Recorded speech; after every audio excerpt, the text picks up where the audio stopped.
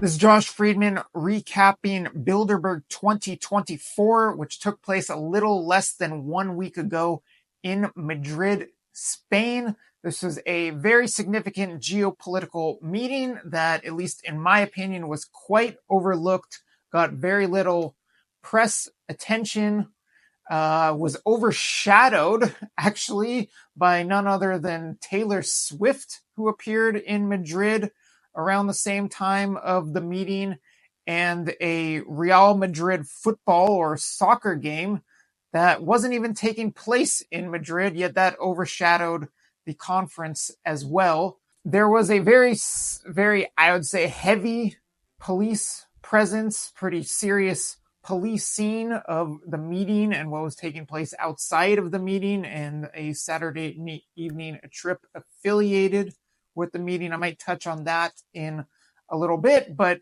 despite so much of the attention over the course of the week in Madrid being placed on Taylor Swift and Real Madrid, there was a meeting taking place at the Eurostars Suites Mirasierra that included the likes of two prime ministers, a former prime minister, a president, a king, actually two kings, one of whom was not an official participant, but did show up briefly, and at least briefly. I will touch on that momentarily. Major executives of lots of very large and high-profile companies were in attendance. People from the media, high-ranking positions in not just politics, but media, academia, science, which I think I'll touch on that briefly as well. There are quite a few storylines of this Bilderberg. It was the 70th Bilderberg, and it was the first one since the passing of Henry Kissinger. Kissinger, the former U.S. Secretary of State, was a very influential person within Bilderberg who was in attendance many, many times, and to some extent, one might say, was one of the key faces of the organization and the annual meetings. He died last fall. This is the first meeting after his death. War and AI were two topics, you could say, that factored in pretty heavily into the key topics list and were something that were getting some media attention. The key topics this year were the state of AI, AI safety, changing faces of biology, climate, future of warfare, geopolitical landscape, Europe's economic challenges, U.S. economic challenges, U.S. political landscape, Ukraine and the world, Middle East, China, and Russia. Those were the official key topics released by the Bilderberg organization, Bilderberg press team, Bilderberg media service, with whom I sometimes have some communication. Those key topics are on the Bilderberg website, as is the participants list for the 2024 meeting. And I'll delve a bit into some of those participants. As alluded to, two prime ministers were in attendance. One, very notably, is outgoing Dutch Prime Minister Mark Rutte, who has been a Bilderberg regular. I saw him, I've now seen, well, no, I didn't see him, but I did see a photo taken of him with the other Prime Minister, Estonian Prime Minister Kaja Kallas. There's a photo circulating online of the two of them. They might have been having a coffee together. They were sitting out in the back of the hotel, the outside area near the pool, and having a conversation as the meeting was taking place. Rutte is very notable, and I had seen him the 2022 meeting in Washington, D.C., and the 2023 meeting in Lisbon, Portugal. So that's 3 straight years he's been to Bilderberg, and he's been to Bilderberg quite a few times. Ruda is currently viewed as the leading candidate and potential replacement for NATO Secretary General Jens Stoltenberg. Ruda is vying to be the next head of NATO and to replace Stoltenberg, who is also in attendance at the meeting, as he very frequently has been. Stoltenberg has been coming to Bilderberg for years, and considering how Bilderberg has somewhat of a king-making reputation, in that there have been many cases in the past of people or politicians attending Bilderberg before rising to high office.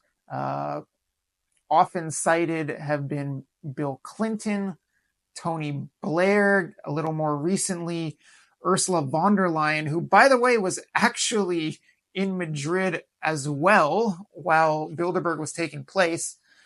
Von der Leyen attended Bilderberg multiple times before becoming European Commission president. Did she meet up with this year's participants at any point or sneak into the venue? I don't know. There was no sighting that I'm aware of von der Leyen at this year's meeting, but she's attended multiple times in the past. With regard to sightings that did take place, King Felipe VI of Spain arrived for at least a dinner, perchance. He was not on the participants list. Wilhelm Alexander, the Dutch king, who is somewhat of a Bilderberg regular, he was on the participants list. But the Spanish king joined in for something. It may have been just a dinner. It may have been more than that. But I did see him arriving, and I managed to snap a photo and a quick little video of the Spanish king arriving amid a motorcade that was getting some attention on the outside of the conference. And his arrival, if not participation, at this year's Bilderberg did get picked up a little bit with some media coverage. Who else was quite significant? Well, you know what? Touching a little more on the king-making aspect to Bilderberg, and there was a recent study, I'll try to link to this in the description, of many cases in recent decades of politicians attending Bilderberg before rising to high office, some of whom I have seen and photographed at Bilderberg or shot video of. Another interesting one, who was a European commissioner at the time when she attended Bilderberg back in 2016, is Kristalina Georgieva, the head of the IMF. At the time, she was interestingly trying to garner support for becoming head of the United Nations. That slot ended up getting filled by Antonio Guterres, who has also attended Bilderberg in the past. Guterres of Portugal, and a Portuguese journalist who I'm friends with, Frederico Carvalho, could speak better to this, but they're very interesting. He's written a book about it. They're very interesting connections between Portugal and Bilderberg. The current Portuguese member of the Bilderberg steering committee is himself a former European Commission president, Jose Manuel Barroso. So lots of EU ties, lots of examples of people attending Bilderberg and rising to high office. I wouldn't expect current European Commissioner for Climate Action, Wopke Hoekstra, to necessarily rise to as high office as commission president, although who knows, or UN Secretary General, or definitely I wouldn't expect him to be head of the IMF.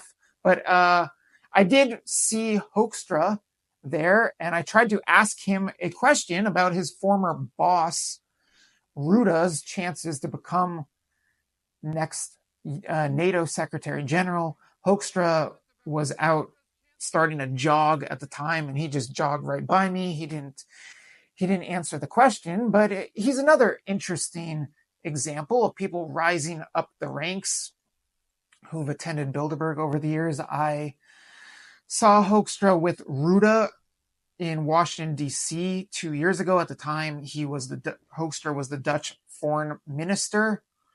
Now he is a European commissioner. Also, interestingly, I've previously seen Sigrid Kaag. I ran into her in 2019 in Montreux, Switzerland. At the time, I believe she was the trade minister for Netherlands under Rutte. Then she returned again last year with Rutte as Rutte's and as the Netherlands finance minister, and she was also deputy prime minister. And Sigrid Kaag was back again this year, but this time in an international role as the United Nations ambassador. I believe ambassador is the term, but I'll check that, as the person in charge of humanitarian aid and reconstruction for Gaza, which is a pretty notable position given the ongoing war and hostilities taking place in Gaza between Israel and Hamas. And let me check that. Kaag is listed as the Senior Humanitarian Reconstruction Coordinator for Gaza, and that is a United Nations position. The war taking place in Gaza and the war taking place in Ukraine were definite storylines surrounding this Bilderberg. As I mentioned, two of the key topics were Ukraine and the world and Middle East. And you could imagine that the Middle East discussion that was taking place centered pretty heavily around the current war that is happening there. Someone who seemed to be getting a fair amount of attention surrounding this year's Bilderberg, who is a Bilderberg steering committee member and who has been attending for years, is the CEO of Palantir, Alex Karp. I've run into Karp on the outside of Bilderberg multiple times in the past. This year, I did not manage to run into him, but I did manage to film him. He was in a vehicle. I think it was a big black Mercedes SUV that was shaped kind of like a Jeep. And it seemed to be somewhat of his personal vehicle for the week. He was the only person or the only participant I saw who had a vehicle that was sitting outside the conference or outside the hotel throughout the week, basically waiting for him to need some sort of transport for some reason. And when the participants went to dinner on Saturday evening, I think he was the only one who was not traveling in one of the big black buses or vans they had, but rather in that vehicle. But anyway, I managed to film Karp giving what I thought was a peace sign, and I'll show you the clip. Some people seem to be calling it a victory sign, but interestingly, Karp has been very outspoken, very vocal since the events of October the 7th, and Palantir plays a significant role in Ukraine, and Karp and Palantir is also involved in the war taking place in Gaza, and Karp has been very outspoken in support of Israel, in defense of Israelis, and likewise been speaking out about anti-Semitism. So Karp, because of his role in, let's just say, current warfare, but also one might think what he would have to say about the future of warfare and how AI ties into it, which is something that he's involved with on a daily basis. Karp seemed to be getting attention from certain media and followers of this year's Bilderberg. He seemed to be one of the people, if not the person, whom observers on the outside were most interested in. And he was photographed early in the conference walking outside with Matthias Dufner, the CEO of Axel Springer. A lot of Bilderberg connections to that. I don't know if I have time to get into that, but Karp has been garnering a lot of attention as is his co-founder of of Palantir, Peter Thiel, who's also a co-founder of PayPal. Thiel's been on the steering committee for years, as well as has Eric Schmidt. And those three, Schmidt being the former head of Google, Schmidt, Thiel, and Karp, in an interview that I did with Charlie Skelton, who writes for The Guardian, among other publications, and is pretty much the only source of mainstream publicity right now, or mainstream Bilderberg coverage at the moment.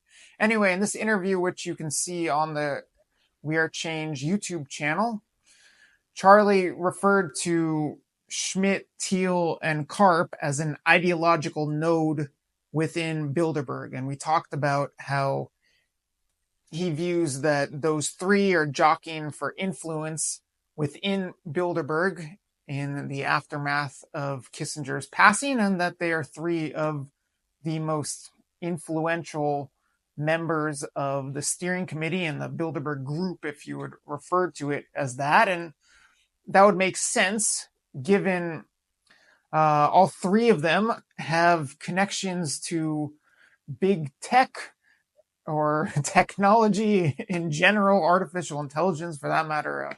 Schmidt co-authored a book with Kissinger on AI shortly, or late in the late stages of Kissinger's life, and they all have defense connections and U.S. foreign policy connections as well.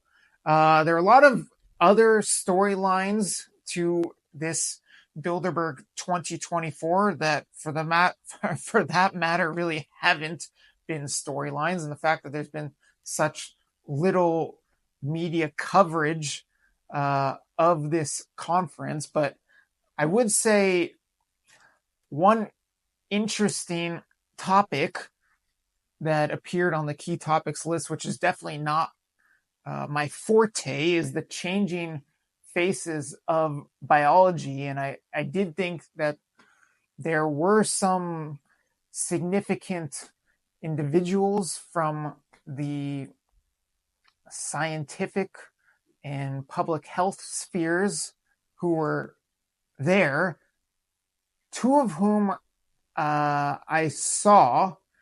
One I ran into, who is Eric Lander, who was one of the leaders and most influential figures within the Human Genome Project and genome research. And Lander also served as U.S. President Joe Biden's science advisor and had a cabinet level role for some period of time, not that long, in the Biden administration. He had to resign that position when faced with some little scandal that emerged. But Lander was in attendance, and I did run into him briefly outside the hotel. I did not run into her, but I did manage to get a shot of her departing on Sunday that is Pamela Rendi-Wagner, who is about to take over as the head of the European CDC, which is akin to the CDC in the United States. So Rendi-Wagner will factor heavily in public health policy, as Lander presumably did briefly in his role with the Biden administration, and he was at the time involved in the Biden administration's COVID response. So many significant people across many significant sectors in attendance this year. Prime ministers, royalty, the current head of NATO, potentially the future head of NATO. AI and war and geopolitics were all very much on the agenda, let's say, this year at Bilderberg 2024. A very significant meeting, probably should not have been fully overshadowed or partially overshadowed by a Taylor Swift concert and a Real Madrid football match.